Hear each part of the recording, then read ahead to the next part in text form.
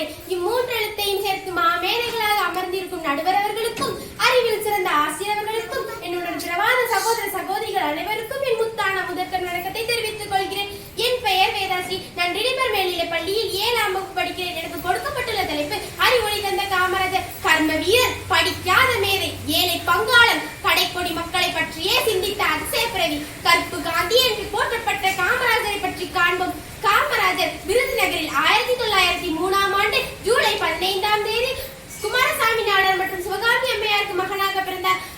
அவருக்கு குலதெய்வமான காமாட்சியின் பெயர் அவருக்கு சூட்டப்பட்டது. அவருடைய தாயார் அவரை ராசா என்று அழைத்தார். நாளடைவில் காமாட்சி என்ற பெயர் மாறி காமராசி என்றானது.